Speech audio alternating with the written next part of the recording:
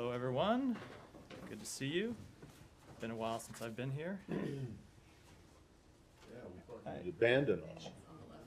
Yeah, I'm gonna raise this just a bit. Didn't abandon you. I was in Ukraine and elsewhere, New Delhi. I do not have any opening comments today, so Matt? Okay, well, I can't say that I hold a whole lot of hope that you'll have much of an answer to this, but I just want to, I want to ask what you guys make of the whole Putin, Kim Jong-un thing, what it means to you, or what it suggests to you about the state of the Russian war machine, and also what it means in terms of North Korea. I'll say a few things about it. First, I think it's important to put it in overall context, which is a year and a half ago, President Putin launched this war against Ukraine with its full-scale aggression with a dream of restoring the glory of the Russian Empire. That hope, that expectation of his has failed. It will continue to fail. And I think there's no better evidence of that than now, a year and a half later. Not only has he failed to achieve his goals on the battlefield, but you see him traveling across his own country, hat in hand, to beg Kim Jong-un for military assistance. And the fact that it comes just after the G20 this weekend, where President Biden was there meeting with his fellow counterparts, leaders of major countries in the world, and President Putin was nowhere to be found, I think largely because of his own international pariah status that he has foisted upon himself through his actions. So in terms of what it means going forward, I think obviously it means that he is having trouble sustaining the military effort, and so is looking for help from North Korea. And in terms of what our reaction will be to it, so we're going to monitor very closely the outcome of this meeting. I will remind both countries that any transfer of arms from North Korea to Russia would be in violation of multiple United Nations Security Council resolutions. And we, of course, have aggressively enforced our sanctions against entities that fund Russia's war effort, and we will continue to enforce those sanctions and will not hesitate to impose new sanctions if appropriate. On North Korea? I think I want to wait and see what the outcome of the meeting is before speculating, but we have always looked to impose sanctions and hold accountable countries or entities that fund Russia's war effort. Before I ask one more on this, just, you know, how many entities are there left in North Korea that don't have U.S. sanctions? That's a good question. I'm not able to answer. Are there any? I am sure that there are, but I mean, maybe I don't have it. there's a corner store in downtown Pyongyang. I've not been to Pyongyang recently, so I can't. I honestly don't know. I haven't been either, but I have been twice, and there are stores there that still sell Pepsi and Coke and stuff like that. At least there were. So, yeah. I just, you know, if you're going to impose more sanctions on North Korea, I don't understand why that's. No, look, is it a punishment or is it an attempt to be a deterrent? Because it's not working if it's. I think. Look, I will actually say, with respect to our overall sanctions, I think the fact that Russia is having to beg North Korea for military support speaks to the effectiveness of our sanctions and our export controls, that they have been denied the technology they need and the raw materials they need to fund to sustain this war effort. The second part of my question, and I'll stop after this, is that you have used the word beg twice now. What makes you think that he's actually begging? Don't the Russians have anything to offer the North Koreans that the North Koreans might want? That may be the outcome of this meeting. Why do you use the word beg? I think it's fair to say that having to travel across the length of his own country to ask. But it's still his own country. Yeah, so, I know. To meet with an international pariah, to ask for assistance in a war that he expected to win in the opening month.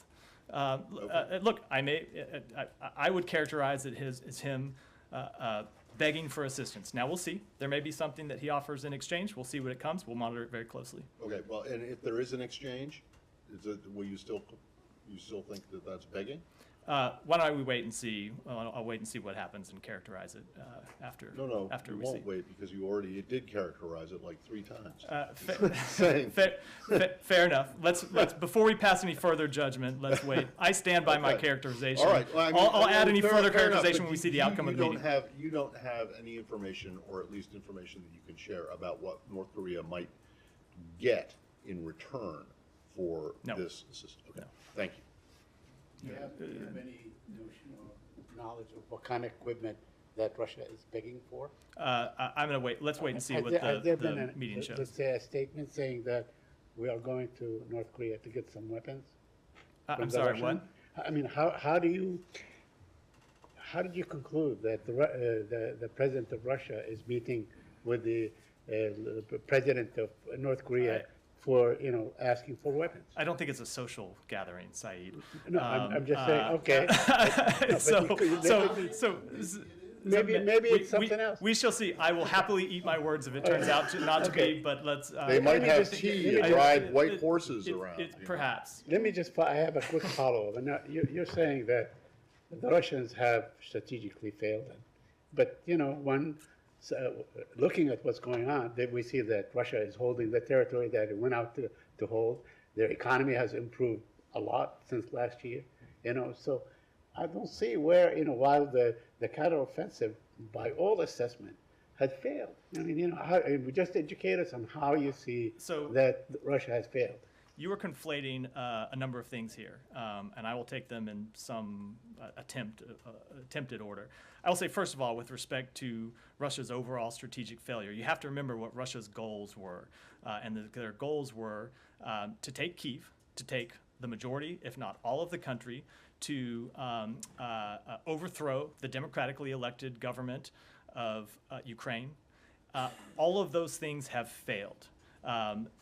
They occupied a certain amount of the country. The Ukrainians have taken back around 50% of the country that Russia occupied at the height of its full-scale invasion. And you've seen the Ukrainians continue to make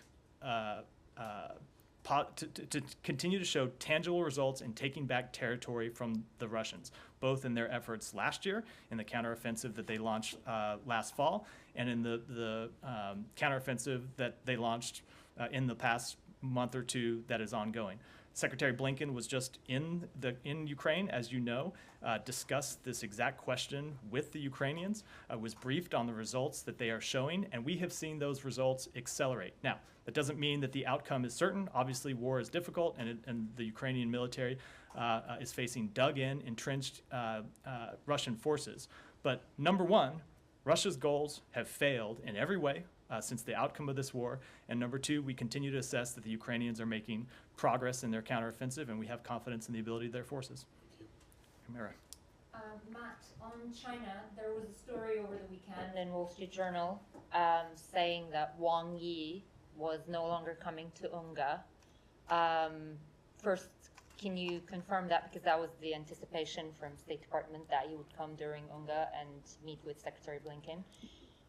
It's not exactly what we said before, but let me say this. So I won't speak. I'll let the Chinese government speak to whether Wang Yi will or will not attend attend UNGA next week. But that said, whether it's at UNGA or whether it is after UNGA, sometime before the end of the year, it is still our expectation that Secretary Blinken will host Foreign Minister Wang Yi here in the United States. Would that be in Washington then? I don't have any meetings to announce. I'll wait until we have something firmed up that we can announce, but it's still our expectation that meeting will take place. The fact that he's not coming to UNGA, does the administration in any way see that as something that might derail a possible Xi-Biden meeting in November? In San Francisco? We have been clear. It's sometimes difficult to speak to these because I'm asked to speak. It's not what I'm saying you're doing, but ask me to sort of speak on behalf of the Chinese government, which I will not do. I will speak for the United States and for the State Department and what our hopes and what our expectations are with respect to engagement with the Chinese government and with our Chinese counterparts. And that is, as we have said, we think it is important to engage directly in one-on-one conversations. That's why Secretary Blinken traveled to China and kicked off a series of meetings both at the cabinet level and the sub-cabinet level that have taken place since then. As the president has said, he hopes to meet with President Xi sometime later this fall. We believe there is no substitute for one-on-one conversations at the leader level. So we will continue to work towards a possibility of those meetings, but we don't have anything to confirm at this Right. point. Just a couple of small things on this. You mentioned 3 cabinet level U.S. officials, and I was in one of those trips, and Special Envoy John Kerry also went to Beijing, and all of One that. in addition to ours, or you mean ours? I'm sorry?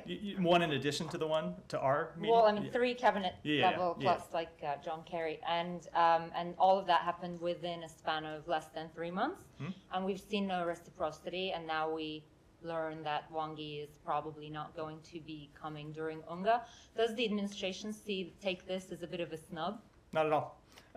We think it's important to continue these conversations. The conversations have been ongoing. As the secretary said, he extended the invitation to the then foreign minister when he was in China. That invitation was accepted. It has since been transferred over to the new foreign minister. We expect it to be accepted. We expect that meeting to take place. But ultimately, we can only, we think it's important to have these conversations, and we will continue to have them, and we expect them to continue to take place.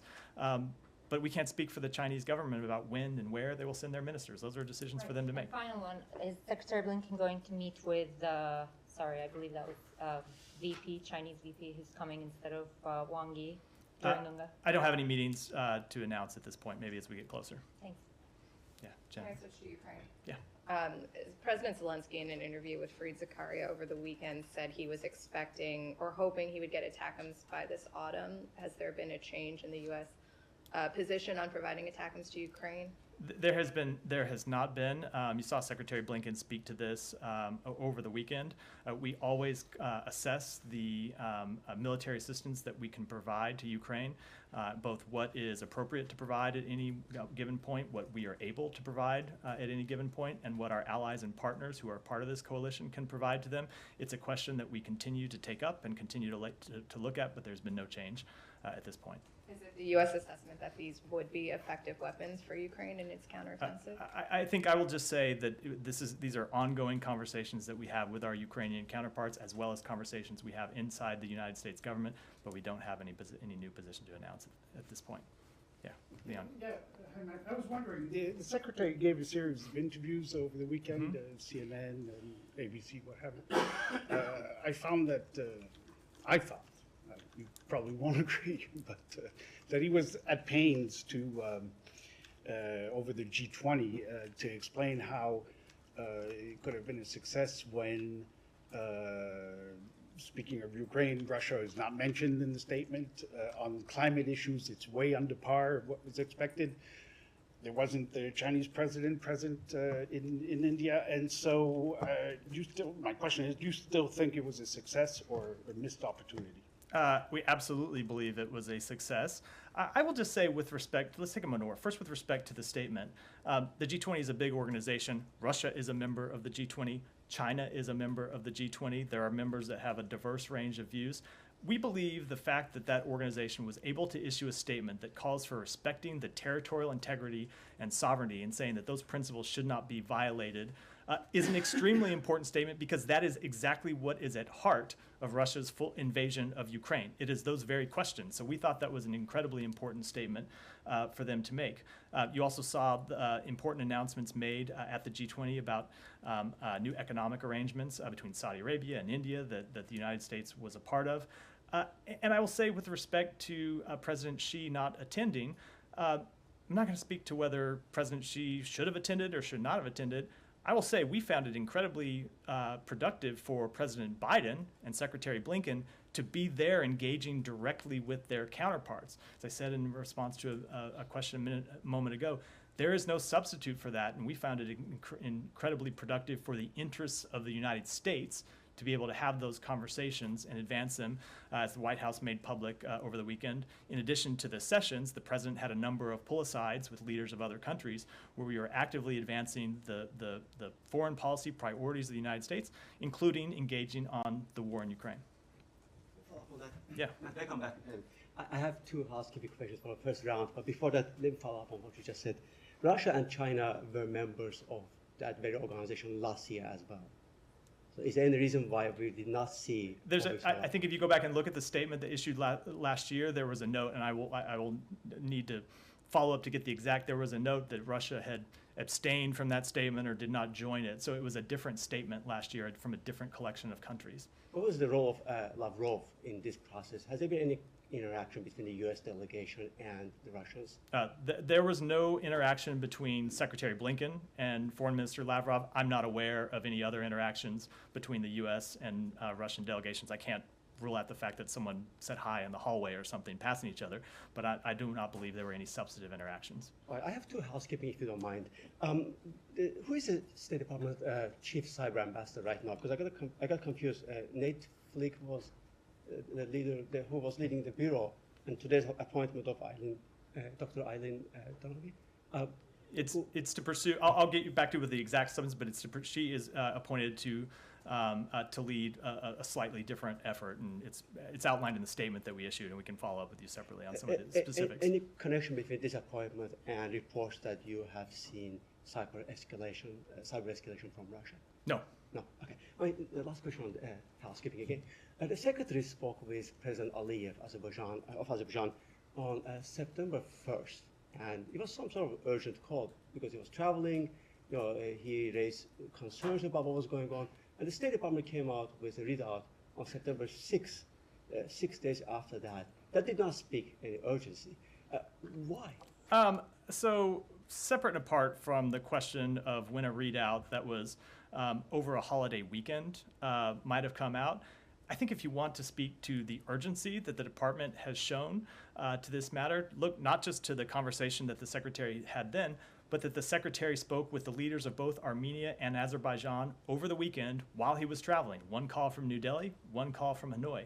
It is and I think I'll speak directly to the situation because it is something that the secretary has personally been involved in while he was on international travel, and of course the acting assistant secretary Kim has been involved in, and others. We are deeply concerned about the rapidly deteriorating humanitarian situation in Nagorno-Karabakh. We repeat our call, as the Secretary did in a statement over the weekend, for the immediate and simultaneous opening of the Lachin and Ogdam routes to allow passage of desperately needed humanitarian supplies to the men and women and children in Nagorno-Karabakh. We urge the leaders, as the Secretary did in his calls, against taking any actions that raise tensions or distract from this goal. And I will say, in addition, we have consistently stressed this need for open routes in Nagorno-Karabakh and for a dialogue between the parties. While it is important that Nagorno-Karabakh have credible representatives for this process, as we have said in the past, we do not recognize Nagorno-Karabakh as an independent and sovereign state, and therefore we do not recognize the results of those so-called presidential elections that were announced over the last few days. So I will say that the United States will continue to strongly support efforts by Armenia and Azerbaijan to resolve outstanding issues through direct dialogue, and that's why Secretary Blinken and Senior Advisor for Caucasus negotiations Lou Bono have been consistently engaged, and we will stay consistently engaged on this question. I think your point about the weekend. The department did have a chance to disclose that meeting, that phone call on September 5th, when I did ask, in fact, a question about interaction between the U.S. and the sides.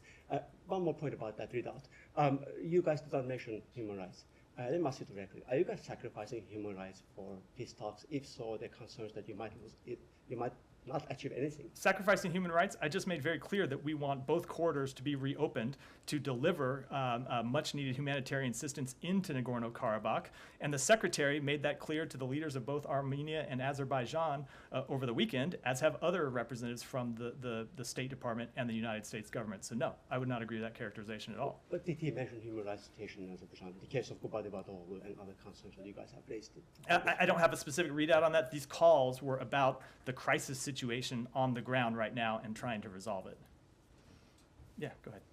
I have a couple of questions, Matt. First, on the MOU that the U.S. signed with Saudi Arabia regarding the green transit corridors, what's the importance of this MOU? So it was a landmark India, Middle East, Europe economic corridor that we believe will usher in a new era of connectivity from Europe to Asia that will stimulate economic growth, economic development across the two continents, as well as cooperation on energy and digital connectivity. The Memorandum of Understanding is among the United States, India, Saudi Arabia, the UAE, EU, and other G20 partners to explore a shipping and rail transportation corridor that will enable the flow of commerce, energy, and data from India, the Middle East, and Europe. And I will just say, like the Lobito corridor we are announcing in Southern and Central Africa, it will be a clear demonstration of a new model that President Biden has pioneered for more transparent and sustainable infrastructure investments around the world. And we think it will deliver significant economic benefits both to the countries that are direct participants and to the region at large. Is it a part of the normalization efforts between Saudi Arabia and Israel? No, it is separate from, it's And separate. There is another MOU that the U.S. will sign on Thursday with Bahrain regarding security and prosperity. Do you have any details about it? I don't want to read out what we may or may not announce before that meeting takes place. And one final question on Iran. Do you expect any progress on the hostage or the prisoner swap? I will say it is a process that is ongoing. We continue to work towards the full release of the American citizens that were detained in Iran that have now moved on to house arrest. I don't have any update on timing for ultimate resolution. Can I just ask you one thing on the Saudi, on the, this MOU that was signed at the G20? What actually does it change? Is it not, right now not possible for ships to go from India to Saudi Arabia? It is possible. Oh. We believe it will explore that the creation of a new shipping and rail transportation corridor, shipping and rail. Okay, where's the will- rail part? Will enable, What's the new So the rail memorandum, part? this is the signing of a memorandum of understanding that is going to lead to the full implementation of this corridor. I don't think I can speak to details before they have been fully established. So right now, ships, Were you shipping looking on the container map ships here? can go from India to Saudi Arabia. Correct. And vice versa, Correct. right? And those goods can be transported up the peninsula. And there will be a new rail and shipping transportation corridor Okay, established with and then they go, and then they significant. go into the UAE, and then they go into Jordan, and then into Israel, and then where do they go? I'm going to say, with respect to this agreement, this is the signing of a memorandum of understanding. Mm-hmm. I'd like that to will know be what the fleshed rail out with part of further this further is. details, and those details will be coming in further months as they are fully implemented with the countries who signed onto the MOU. Okay, so did the Egyptians have anything to say about this? We do not believe that this will in any way hurt Egypt. In fact, it will deliver positive economic benefits for the entire region. Okay, so you do not think that once this is completed, whenever that is, it will mean that goods being transported from South Asia to Europe that bypassing the Suez Canal won't affect Egypt at all? There is no replacement for the Suez Canal, but I will note that there is a maximum throughput through the Suez Canal every day. And we do not believe that this economic corridor will in any way displace or replace the Suez Canal, and we believe ultimately it will deliver economic benefits for the entire region. Saeed, go ahead. Thank you. On the Palestinian issue, today the Israeli government was set to discuss and approve a new settlement in Abu Dis, which happens to be in my village. I mean, my home could be gobbled up, and it was an area that was designated throughout these negotiations to be the capital of the Palestinian in East Jerusalem, would be capital, whatever. I wonder if you have any comment on that particular settlement. Our views on this question have been clear and consistent. You and I have discussed them in the relatively brief time I've been here a number of times. Right. The expansion of settlements undermines the geographic viability of a two-state solution, exacerbates tensions, and further harms trust between the two parties. We strongly oppose the advancement of settlements and urge Israel to refrain from this activity. We take the issue very seriously as it impinges on the viability of a two-state solution, and we raise it at the highest levels on a consistent basis. So are you telling the Israelis to steer away from Abu Dis, my town? I'm not going to speak I'm not going to speak to any specific conversation, but as I just said, we raise this issue of settlement expansion consistently at the highest levels of the Israeli government. Okay, and one more. It seems that $75 million are still being held up, in food assistance to the Palestinians, especially in Gaza. I guess it's awaiting maybe the end of the fiscal year and so on.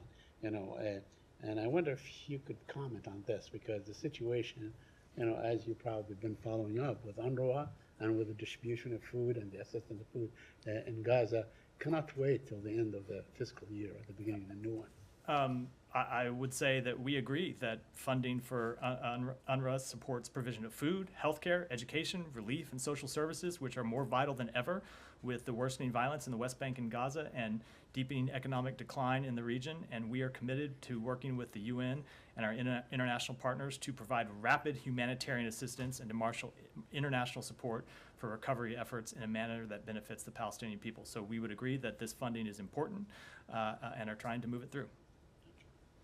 Yeah. Changing regions completely. Today marks the 50th anniversary of the coup in Chile, Pinochet. I haven't seen a statement yet from the State Department. Coming shortly after this briefing. Okay, well, maybe you'll... I saw it just before the briefing and didn't have a time to dig into it, so we'll have one. There's also another anniversary today. I can't think of what it might be. 9/11, Might be a little and there closer was to and there home. was a statement from the secretary this morning, and of course President Biden is attending an event in And the Alaska. second anniversary. Yes, correct. Yeah. On Chile, the U.S. has spoken of a dark chapter, what have you, but is the United States ready to, but has never really formally, officially apologized for supporting the coup? Is the United States ready to do so? So you'll see us speak to this in more detail in the statement that we'll put out. I'm not going to speak with that level of specificity to events that happened in a previous administration 50 years ago. I will say that the anniversary is a moment for us to pay our deepest respects to the victims of the repression that followed that coup, to honor the extraordinary bravery and sacrifices of countless Chileans who stood up for human rights and fought for an end to the dictatorship and a peaceful return to democracy. And for our part in the Biden administration, we have tried to be transparent about the U.S. role in that chapter of Chilean history by recently declassifying declassifying documents from 1973, as the Chilean government has requested us to do. And I will just say that going forward, we've reaffirm our full commitment to supporting democracy and upholding rights, of course, in Chile and beyond. But you won't go further than that? No. Go ahead. I'll come to you next. Finally, when we have closed the chapter of the cipher, we can now move to the effects of cipher. My question is... That doesn't sound like we've closed the chapter. Well, it's not going to be closed until it gets somewhere. So after this whole thing, now today you can say that in 1 year today, the economy of Pakistan is... Basically, Afghanistan economy is 4 times stronger. What does the State Department say to that? To the economy of Pakistan. The dollar rate in Afghanistan is 4 times stronger than the dollar rate in Pakistan. I've spoken to this on a number of occasions about our support for reforms that would allow the improvement of the economy in Pakistan, and will continue to do so. And one thing, I'm sure this is a little bit older story, but keeping in view this whole thing that is happening, the ambassador in Pakistan, Mr. Bloom, visited the chief election office. I was just wondering, how does the State Department or the diplomats have anything to do with going and meeting the chief election office of any country? So I will refer you to the embassy for specific comment on that meeting, which I'm sure they would be happy to provide. But I think I see where you're going with the question, and so I will reiterate what I've said a number of times, which is that the United States does not take any position with respect to the outcome of an election in Pakistan. We do not support any one political party or any candidate in Pakistan, but we, of course, urge free and fair elections in Pakistan, as we do throughout the world. Jen? Thank you. In Libya, there's reportedly massive flooding, up to 2,000 people impacted. Does the U.S. have any comment or way to confirm that number? I'm not able to confirm the number. I've seen the reports, of course, and pass on our deepest sympathies to those affected, but I don't have a specific number. Just staying on Libya and the other anniversary that is today, or the Benghazi attack. I know it was noted in the Secretary's statement. In the Secretary's statement, but is there anything else going on to commemorate that or the people who died there? No, other than the Secretary noting, of course, what a moment it was for the State Department. Humera, and then I'll go to the back. Matt, just on China again, because there are so many things. The defense minister hasn't been seen in public for 2 weeks, and U.S. ambassador to Japan seems to weigh on the issue with a tweet, which makes me wonder if the United States has an assessment on the whereabouts of the defense minister and whether you officially think of him as having disappeared, whether you have any idea about his whereabouts. I do not have an assessment of his whereabouts. Do you have any answer to why the U.S. ambassador to Japan might have weighed on the issue? I think Rahm Emanuel, throughout his career, has spoken in a colorful manner and continues to do so. So are you saying this tweet was not cleared by the State Department? I'm not going to speak to our internal clearance processes other than to say, as I said, Rahm Emanuel has always had a colorful way of speaking in all of his positions in government, and that clearly continues. What was colorful about it? That was fairly colorful. Abby? Why? I'll let my comment speak for itself, I think. Abby, go ahead. Thanks. On Morocco, can you bring us up to date on the latest efforts by the U.S. to assist in the aftermath of that earthquake, and what U.S. citizens may or may not have been affected or impacted by it? Yeah, let me speak to the last question first, which is we are not aware at this point of any U.S. citizens who have died as a result of the earthquake. We are aware of a small number of injuries, but not any fatalities. But of course, the rescue efforts continue, so that number could change, or that fact could change. With respect to our efforts, Secretary Blinken spoke with the foreign minister of Morocco over the weekend, again from New Delhi at the G20. Expressed, first of all, his deepest sympathies and condolences for the loss of life and suffered by the Moroccan people and the destruction to their country. They also discussed how the United States can best support the government of Morocco's leadership of the humanitarian response to the tragedy, and the Secretary and the Foreign Minister pledged to stay in close contact as the response efforts continue, and the United States, through the State Department, has been in close contact with the Moroccan government through today. Is the U.S. providing anything directly right now for assistance? We have made the offer for assistance and are in close consultations with the Moroccan government about how we can best provide that assistance. On Turkey, I was wondering if you have any updates on the sale of F-16s to Turkey. Is there any timeline for when the State Department intends to proceed with this sale? And also, you and other U.S. officials have repeatedly said the F-16 issue and Sweden's NATO accession were not linked. But yesterday, the Turkish President Erdogan, after having a brief chat with Biden on the sidelines of the G20, said that the U.S. makes such a connection and it, quote, upsets Ankara. How do you explain that? Are you still in the same position of not linking those two separate issues? So, two things about it. One, I don't have an update on the timing. But with respect to whether they are linked, we do not believe that they are linked or should be linked. But as we have said before, and as we have made clear to the Turkish government, of course, the sale of F-16s is something that has to be approved by the United States Congress. And there are members of Congress who believe that the two issues are closely tied together. So while we do not believe that they are linked, we're not the only actor in this process, and we've made that clear directly to Turkish officials. So on the North Korea, the Putin-Kim meeting, the administration has been briefing us before that it was Kim who was expecting this visit as one of the conditions for agreeing to send arms. So the fact that this is taking place mean that it will go? Do you expect it will go through, and do you have any visibility about on what North Korea might be sending? I will just say what I said earlier, which is we don't think it's a social visit, but with respect to what the outcome might end up being, let's just wait and see what comes out of the meeting. I have one more question. Today, in Armenia, the first U.S.-Armenian military exercises are taking place, and I was wondering if this is designed to somehow forestall a potential, Azerbaijani attack. Are you concerned about? No, not at all. We routinely train and operate alongside our partners to maintain readiness, and we continuously improve on the interoperability between our armed forces.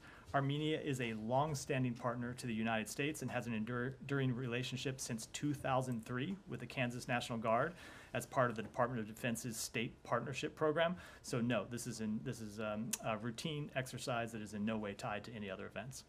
Can you follow up on that, Matt? Sure.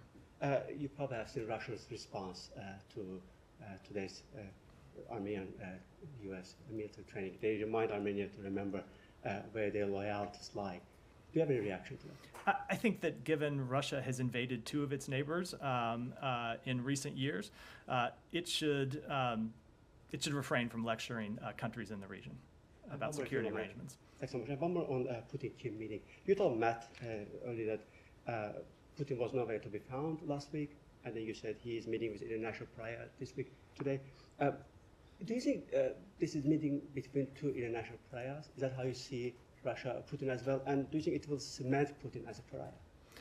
I think Putin's actions have cemented him as an international pariah. Remember, he's been charged by the ICC with war crimes, was not able to travel to the most recent meeting of the BRICS because of that decision to charge him, did not show up at the G20 meeting, no doubt because he didn't want to hear from a number of the countries there about the results and the consequences of his actions. So yes, I would absolutely make that assessment. Are you sure he didn't travel to the BRICS meeting because of that? South Africans have, and they are a member of the ICC, but correct. They have allowed other ICC indictees to go into the country without. You can never say anything with 100% certainty, but I certainly saw the reports from South Africa that they were the reporting around this that they were relieved that he did not attend. So go ahead, we'll do a couple more in the wrap up. I'm sure you know that Greece and Turkey started high-level talks to find ways for Turkey to stop threatening Greece. The two leaders are meeting again next week at the United Nations. As you know, they met in Vilnius during NATO. Is it possible to tell us if American government is involved in these diplomatic efforts between these two allies of yours? I won't speak to the upcoming meeting, but I will say that, of course, we have been involved in conversations with both countries about the need to de-escalate tensions in the region and specific steps they can take to de-escalate tensions in the region, including direct involvement on the sidelines of the NATO summit in Vilnius. Mary, you have one more, and then we'll... I have another question. Yeah.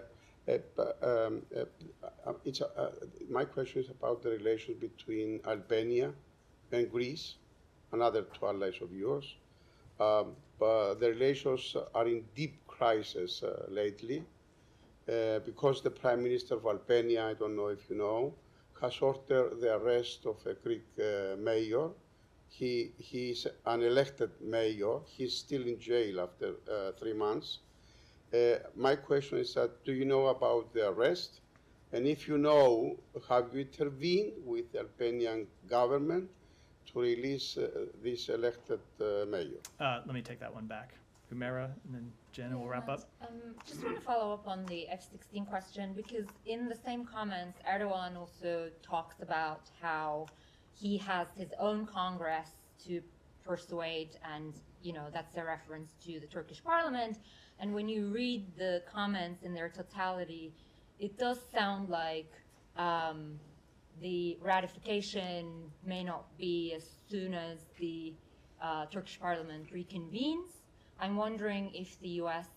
has any worries that this might be further delayed, or what kind of message are you conveying to the Turkish authorities, and what is the sequencing going to be?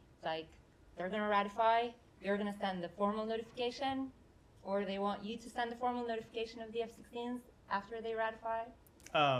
I will say, with respect to what our position is, we believe, as we've said before, that Sweden's accession to NATO should be approved as soon as possible, and we appreciate President Erdogan's support for it, and take him at his word that he will push it through and that it will ultimately be ratified by the Turkish parliament. With respect to any sequencing, I'm not able to get into it at this point, Jen, and then we'll finish up. Do you have any updates on the Travis King case? Has there been any more outreach to or from the North Koreans? I am not aware of any, but let me check on that for you. Great. Thanks, everyone. I agree